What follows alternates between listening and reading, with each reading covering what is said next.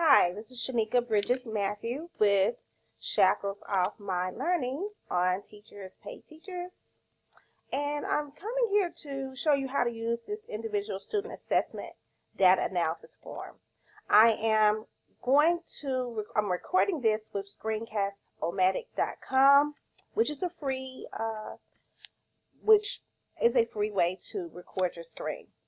All right, so first, let's go ahead, and I already have this downloaded.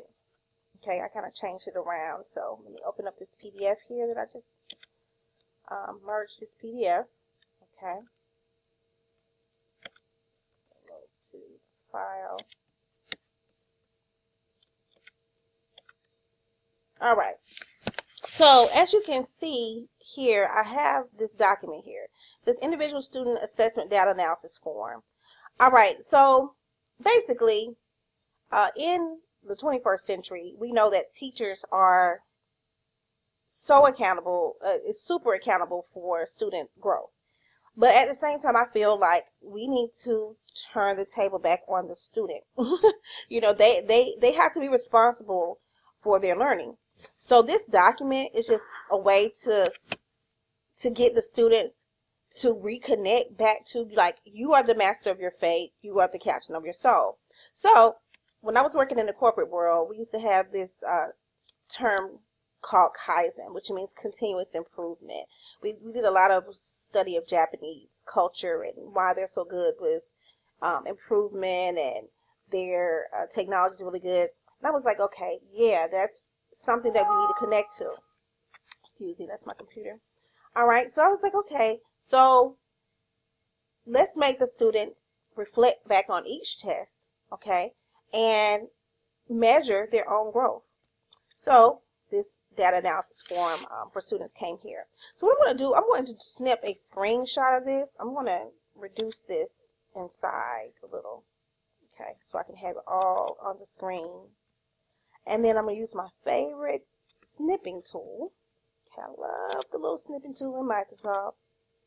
I'm going to snip a shot of the form. Okay, and then the only reason why I'm doing this is because I'm going to write on it so I can show you how to use it. Okay, so it's already snipped, and I can write on that snip. So I'm going to just expand it for you. Okay, and we're going to pretend like I have a student name with John Doe. Okay, so I already have a little pen tool. Let's say we're going to write in blue pen. I'm just going to use my mouse on my laptop, so just excuse my little drawing because it's difficult to write neatly on a laptop just using your fingers. But we'll just say John. I'm not even going to try to spell this whole name. Let's just say John. Okay, and you know, today is the 23rd, so 1, 23, 16. Okay. Well, let's pretend like he's doing this in class, and I'm helping him to do this in class. Okay? Now, let's read the directions. The Japanese have a term called Kaizen. This is the practice of continuous improvement. In life, you have to measure your own success. This sheet serves the purpose of helping you to measure your success because you are the master of your fate and captain of your soul. Follow the directions, fill in the table, and answer questions below. Now, let's pretend like he took a test called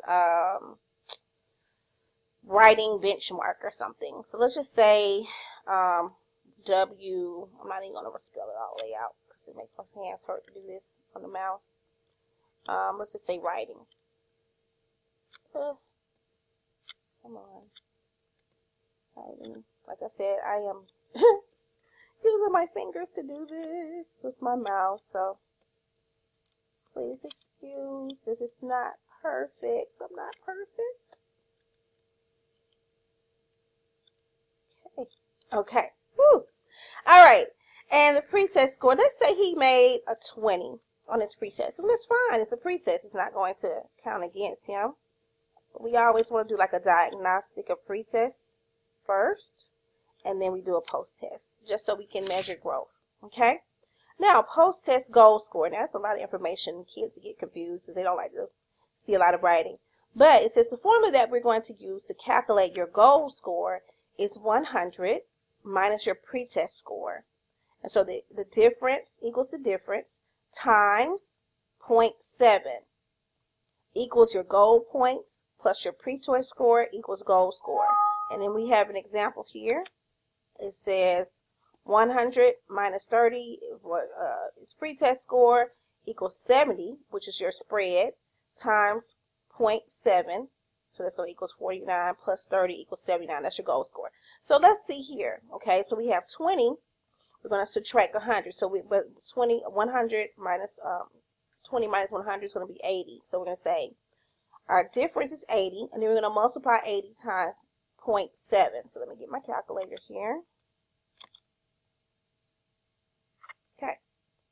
So 80 times 0.7 equals. So that's 56. Okay. So what we're going to do, that's going to be our goal points. And we're going to add 56 to 20. Okay, so we know that 56 plus 20 is going to be 76, right? Okay, so that is my post-test goal score. That means on my post-test, in order to show that I had mastered really great growth or excellent growth, I can't make less than 76. Uh-oh, I'm making all kind of messes. I don't know how I did that. Okay. That's my blue pen. So we're going to say 76. Okay. So we have writing, name of test. That's our pre-test, and post-test is probably going to be the same name. Pre-test score is 20. Our goal score is 76. Now, let's pretend like we took our actual test and we made an 80 instead of 76. Okay, so we're going to put 80.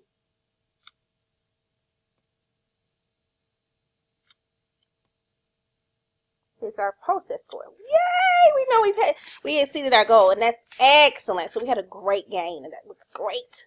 That looks just excellent to report. Okay, so we're going to take our average gain. So average gain, put a plus sign for the gain and a minus sign for loss. Now, you know, the thing is, you definitely don't want him to make less than a 20, because that's like, looks bad. That's horrible. You know, but sometimes kids slip depending on how they, you know, teenagers especially, you know, I don't know what they, depending on how their mood swings or whatnot, but we just don't want that. We don't want a lot of that to happen.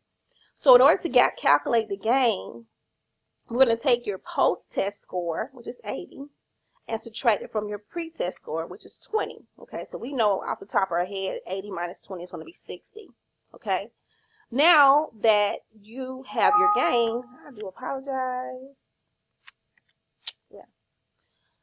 Now that you have your gain, subtract your pre-test score. Okay, now that you have your gain, divide that gain by your pre-test score. Finally, multiply your answer by 100 to get the percentage change from pre-test to post-test. So example, 95 was your post-test score, minus 75 was your pre-test score. So equals, the difference will be 20 divided by 75. So that's going to equal 0.27 times 100 equals a 27% gain. Okay, so let's look here. Let's do that. So we already know that it's going to be 60. Okay, divided by,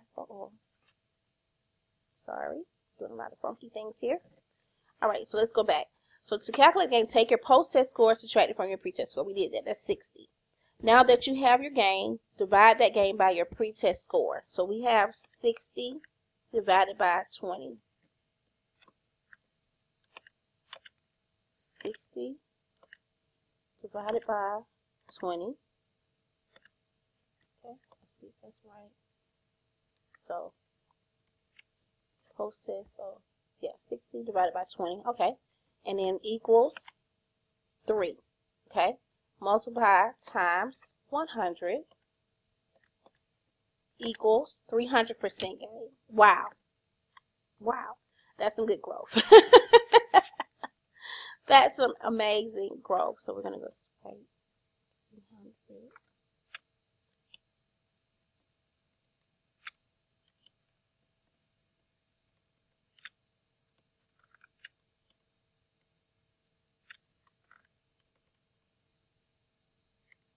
Okay? Okay? 300%. A 300% improvement, okay, over the score, the prior score. So that's exceptional, okay? So that's pretty much it as far as how you would measure the progress, okay? The rest of it, you're just going to have the kids to say, did you miss more than 3 questions? If so, what are the top 3 questions that were missed? Why do you think this happened? They're going to go back through their test and just look through their test and see what those questions are, and say question 3, question 4, whatever those are, and then state, well, why do they think they missed it? Sometimes it's vocabulary. Sometimes kids, unfortunately, most kids just don't have a good grasp of vocabulary. It could be that they just didn't understand what was being asked, or just who knows, or I don't remember going over this problem or something of that nature. That way, the teacher can know what they need to go back and work with the child on. Okay. It says, after establishing the vocabulary test, items that you missed, do you believe the vocabulary within the test to be a factor in your score? If so, how can you improve your vocabulary gap? I find with most students, not just ELL, English language learners, or special needs students, even in the general ed populations, most kids use the same 600 to 1,000 words on everything. So vocabulary is big. I think it's not just a special ed problem or an English language learner problem. I think it's just a general population problem, because we use a lot of slang words, colloquialisms, and idioms, things of that nature. So I think that is something that, regardless of what test, that needs to be addressed. Anyway, sorry this was so long. I did have some problems here, but this is natural, what you see in a natural environment. So I hope this helped you to see how to use this data. Have a wonderful day. Thank you.